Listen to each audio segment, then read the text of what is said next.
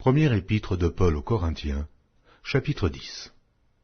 Frères, je ne veux pas que vous ignoriez que nos pères ont tous été sous la nuée, qu'ils ont tous passé au travers de la mer, qu'ils ont tous été baptisés en Moïse, dans la nuée et dans la mer, qu'ils ont tous mangé le même aliment spirituel, et qu'ils ont tous bu le même breuvage spirituel, car ils buvaient à un rocher spirituel qui les suivait, et ce rocher était Christ.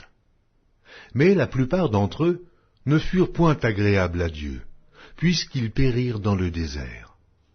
Or ces choses sont arrivées pour nous servir d'exemple, afin que nous n'ayons pas de mauvais désirs, comme ils en ont eu. Ne devenez point idolâtres, comme quelques-uns d'eux selon qu'il est écrit, le peuple s'assit pour manger et pour boire, puis ils se levèrent pour se divertir. Ne nous livrons point à l'impudicité, comme quelques-uns d'eux s'y livrèrent, de sorte qu'il en tomba 23 000 en un seul jour. Ne tentons point le Seigneur, comme le tentèrent quelques-uns d'eux qui périrent par les serpents. Ne murmurez point comme murmurèrent quelques-uns d'eux, qui périrent par l'exterminateur. Ces choses leur sont arrivées pour servir d'exemple, et elles ont été écrites pour notre instruction, à nous qui sommes parvenus à la fin des siècles. Ainsi donc, que celui qui croit être debout prenne garde de tomber. Aucune tentation ne vous est survenue qui n'ait été humaine, et Dieu, qui est fidèle, ne permettra pas que vous soyez tentés au-delà de vos forces. Mais avec la tentation, il préparera aussi le moyen d'en sortir, afin que vous puissiez la supporter. C'est pourquoi, mes bien-aimés, fuyez l'idolâtrie. Je parle comme un des hommes intelligents. Jugez vous-même de ce que je dis. La coupe de bénédiction que nous bénissons n'est-elle pas la communion au sang de Christ? Le pain que nous rompons n'est-il pas la communion au corps de Christ? Puisqu'il y a un seul pain, nous qui sommes plusieurs, nous formons un seul corps, car nous participons tous à un même pain. Voyez les Israélites, selon la chair.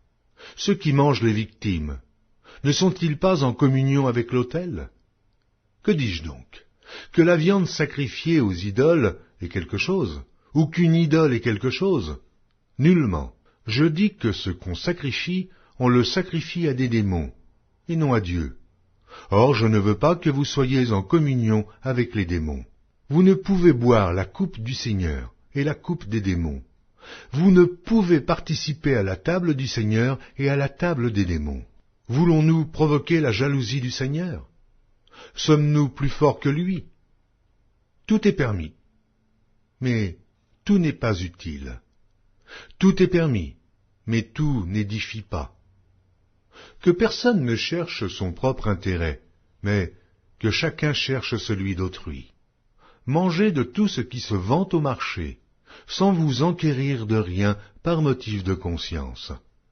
Car la terre est au Seigneur, et tout ce qu'elle renferme. Si un non-croyant vous invite, et que vous vouliez aller, mangez de tout ce qu'on vous présentera, sans vous enquérir de rien par motif de conscience.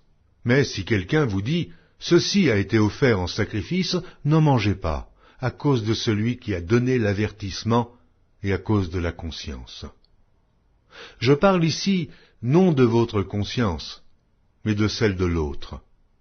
Pourquoi, en effet, ma liberté serait-elle jugée par une conscience étrangère? Si je mange avec action de grâce, pourquoi serais-je blâmé au sujet d'une chose dont je rends grâce? Soit donc que vous mangiez, soit que vous buviez, soit que vous fassiez quelque autre chose, faites tout pour la gloire de Dieu. Ne soyez en scandale ni aux Grecs, ni aux Juifs, ni à l'Église de Dieu, de la même manière que moi aussi je m'efforce en toutes choses de complaire à tous, cherchant non mon avantage, mais celui du plus grand nombre, afin qu'ils soient sauvés.